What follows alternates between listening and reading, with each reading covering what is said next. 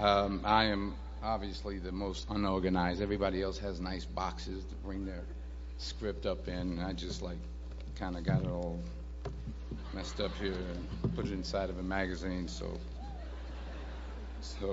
In fact, I don't even have it in the right order. Wait a minute, let me get it in the right order here.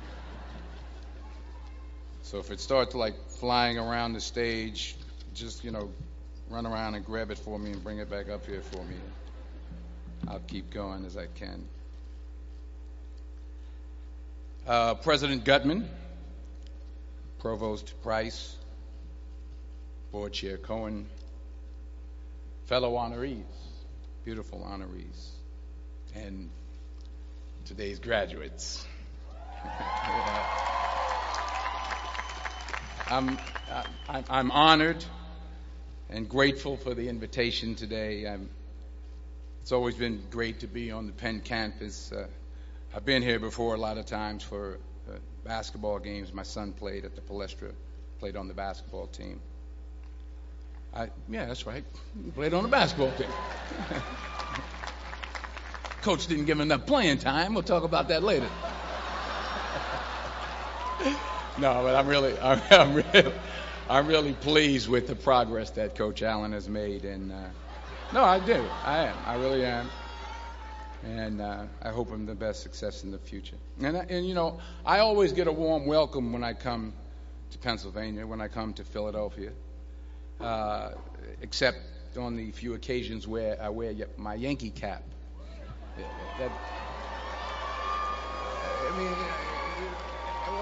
What's wrong with that?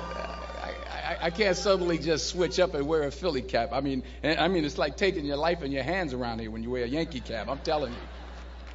I met a couple of guys and they were like, "Hey, we love you, Denzel, but you walking around with that hat on. We don't care who you are." So you'll be happy to see that I'm not wearing my Yankee cap today. I'm wearing my Yankee socks, my Yankee T-shirt, my Yankee jock shorts, my Yankee underwear, my Yankee toe warmers, but not my Yankee cap. But still, I'll be honest with you, I'm a little nervous. I'm not used to speaking at a graduation of this magnitude. It's a little overwhelming. It's out of my comfort zone. You dress me up in army fatigues or throw me on top of a moving train, someone said, unstoppable, or ask me to play Malcolm X, Reuben Hurricane Carter, or Alonzo from Training Day. I can do that. But a commencement speech, it's a very serious affair, and it's a very different ball game. There are literally thousands and thousands of people here. And for those who say, well, you're a movie star, millions of people watch you and watch you speak all the time, well, that's true. That's technically true. But I'm not actually in the theater watching them watching me. I think that makes sense. I mean, I'm not there when they call for a fidget around or pull out their iPhones or text their boyfriend or scratch their behinds or whatever it is they're doing in the movie theater. But from up here, I can see every single one of you. And that makes me uncomfortable. So please, don't pull out your iPhones and don't text your boyfriend until after I'm done. Please. If you have to scratch your behind, I understand. Go ahead. I was thinking about this speech, what I should say. I figured the best way to keep your attention would be to talk about something, really like juicy Hollywood stuff. Like I thought I could talk about me and Russell Crowe getting in arguments on the set of American Gangster, but I said, no, you're a group of high-minded intellectuals. You're not interested in that. Or maybe not. I thought about a private moment I had backstage with Angelina Jolie in a dressing room after the Oscars. But I said, no, I don't think so. This is an Ivy League school, and Angelina Jolie half naked in a dressing room. Who wants to hear about that? No one. This is Penn. That stuff would never go over well over here. Maybe at Drexel, but not over here.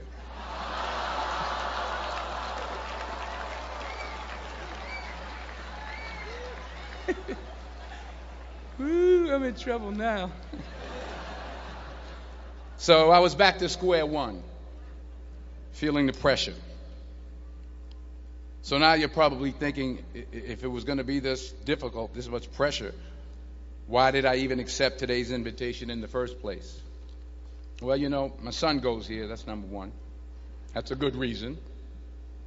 And I always like to check to see how my money's being spent. And I'm sure there's some parents out there who can relate to what I'm talking about. Yeah. To everybody upstairs. And there were some other good reasons for me to show up. Sure, I got an Academy Award, but I never had something called a magic meatball after waiting in line for half an hour at the food truck. Yeah? Yes, I talked face-to-face with President Obama, but I never talked face-to-face with a guy named Queter who sings bad songs over at Smokes on Tuesday night. I never been to Buies. I never been to Hemos. Yes, I have played a detective who battles demons, but I've never been to a school in my life where the squirrel population has gone bananas. I mean, they're breaking in the dorm rooms, they're walking around campus. I think I saw some carrying books on their way to class. So I had to be here. I had to come. Even though I was afraid I might make a fool of myself. In fact, if you really want to know the truth, I had to come exactly because I might make a fool of myself. Now, what am I talking about? Here it is. I found that nothing in life is worthwhile unless you take risks. Nothing. Nelson Mandela said, "There is no passion to be found playing small and settling for a life that's less than the one you're capable of living." Now, I'm sure in your experiences in school and applying to college and picking your major and deciding what you want to do with life, I'm sure people have told you to make sure you have something to fall back on. Make sure you got something to fall back on, honey. But I never understood that concept, having something to fall back on.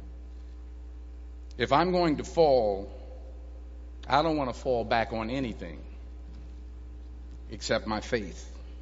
I want to fall forward. I figure at least this way I'll see what I'm going to hit. Fall forward. This is what I mean. Reggie Jackson struck out 2,600 times in his career, the most in the history of baseball. But you don't hear about the strikeouts. People remember the home runs. Fall forward.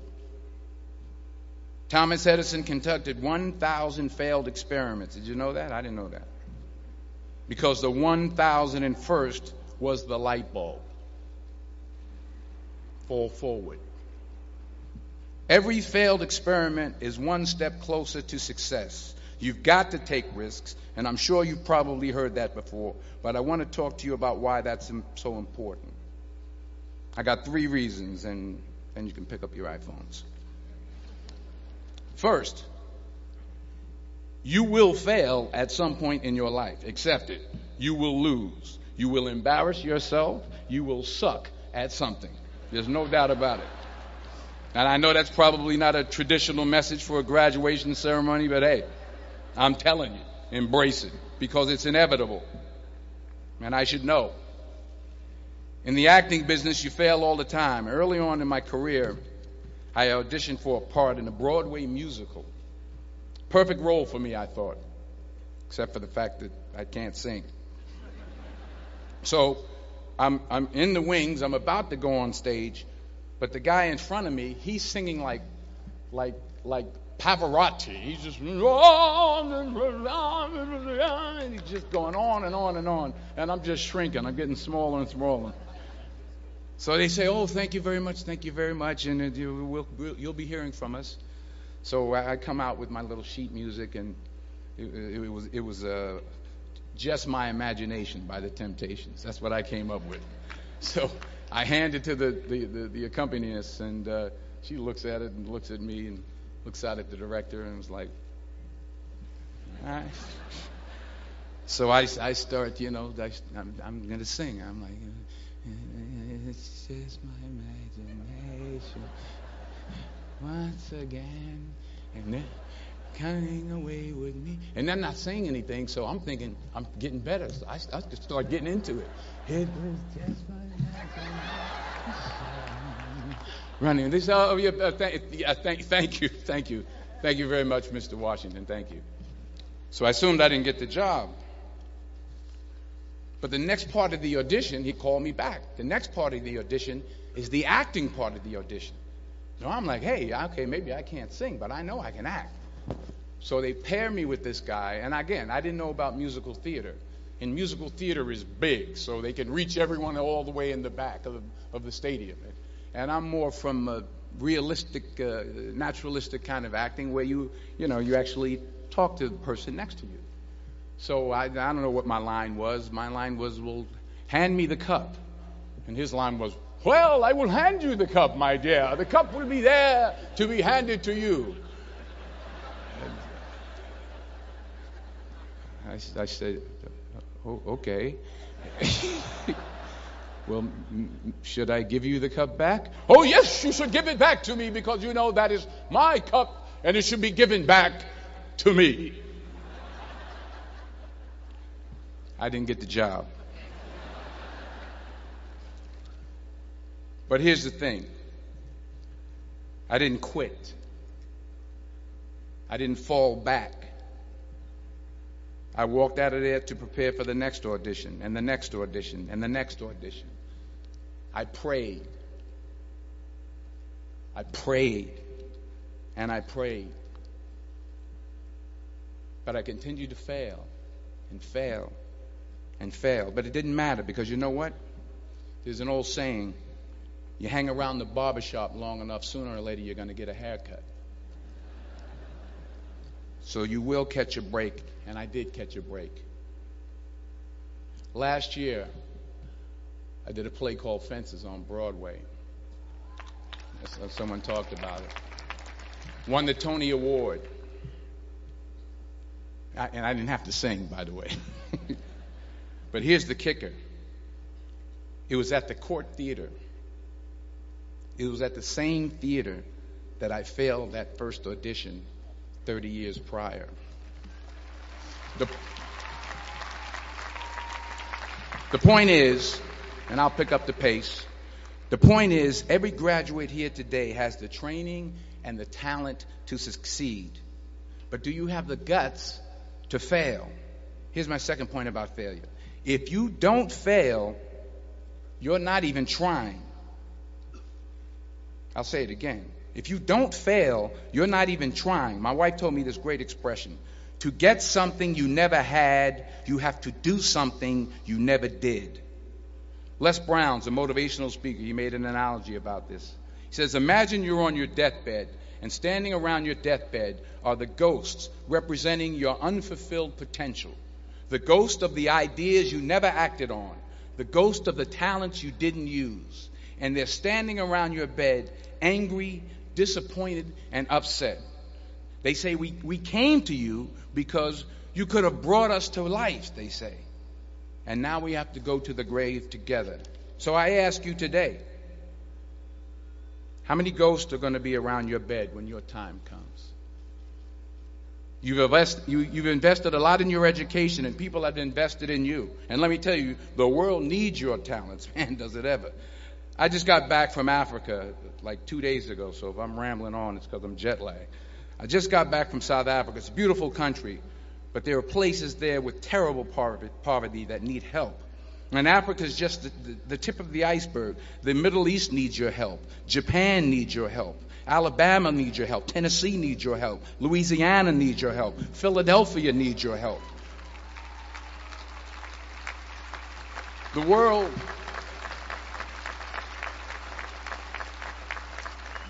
world needs a lot, and we need it from you. We really do. We need it from you young people. I mean, I'm not speaking for the rest of us up here, but I know I'm getting a little grayer. We need it from you, the young people, because remember this. So you got to get out there. You got to give it everything you got, whether it's your time, your talent, your prayers, or your treasures. Because remember this. You will never see a U-Haul behind a hearse.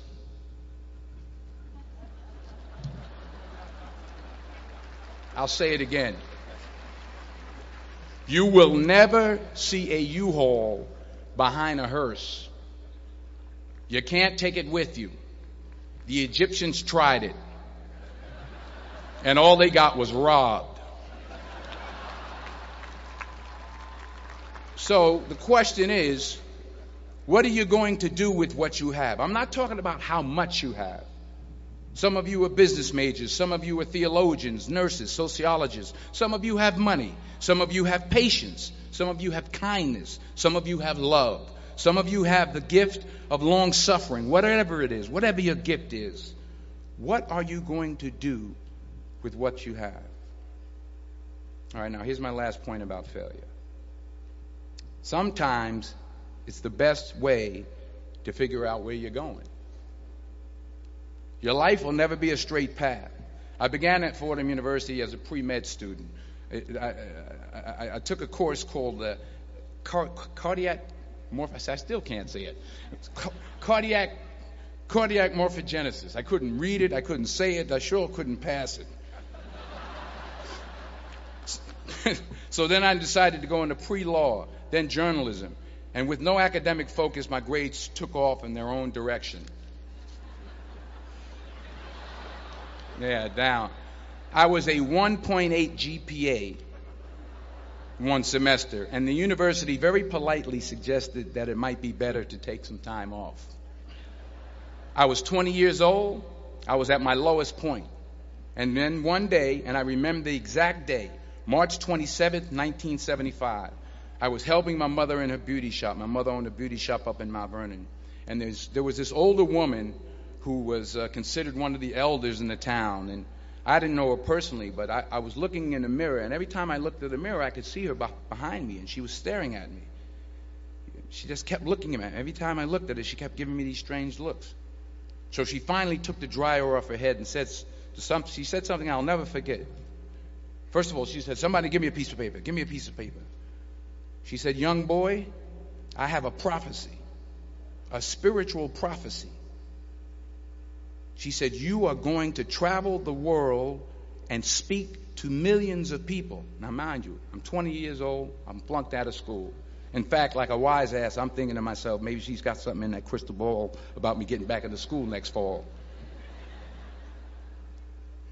But maybe she was on to something, because later that summer, while working as a counselor at a YMCA camp in Connecticut, we put on a talent show for the campers. And after the show, another counselor came up to me and asked, "Have you ever thought about acting? You're good at that."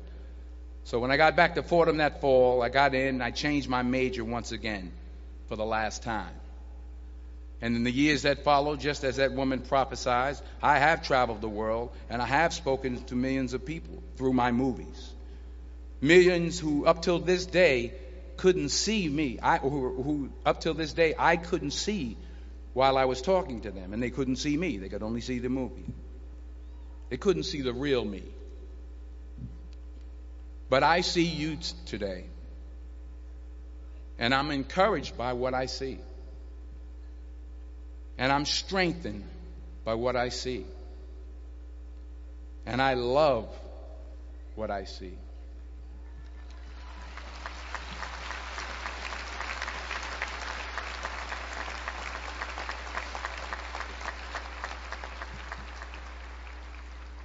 One more page, and I'll shut up. Let me conclude with this one final point, and actually the president kind of brought it up. It has to do with the movie Philadelphia. She stole my material. Many years ago, I did this movie called Philadelphia. We filmed some of the scenes right here on campus. Philadelphia came out in 1993. Most of you were probably still in diapers. Some of the professors, too. But that cracked me up. But it was a good movie. Rent it on, Netflix. It's a good movie. Rent it. I get 23 cents every time you rent it. Please, rent it. True. Parents up there, rent it. Netflix, please. Tell your friends, too. It's about a man played by Tom Hanks who's fired from his law firm because he has AIDS. He wants to sue the firm, but no one's willing to represent him until a homophobic ambulance chaser lawyer, played by yours truly, takes on the case. In a way, if you watch the movie, you'll see everything I'm talking about today. You'll see what I mean about taking risk or being willing to fail. Because taking risk is not just about going for a job. It's also about knowing what you know and what you don't know. It's about being open to people and to ideas.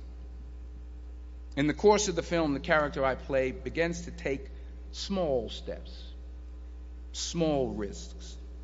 He very, very, very slowly begins to overcome his fears. And I feel ultimately his heart becomes flooded with love. And I can't think of a better message as we send you off today.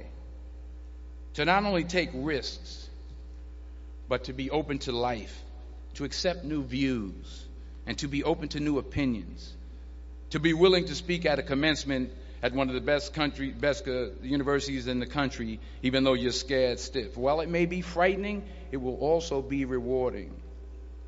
Because the chances you take, the people you meet, the people you love, the faith that you have, that's what's going to define you. So members of the class of 2011, this is your mission.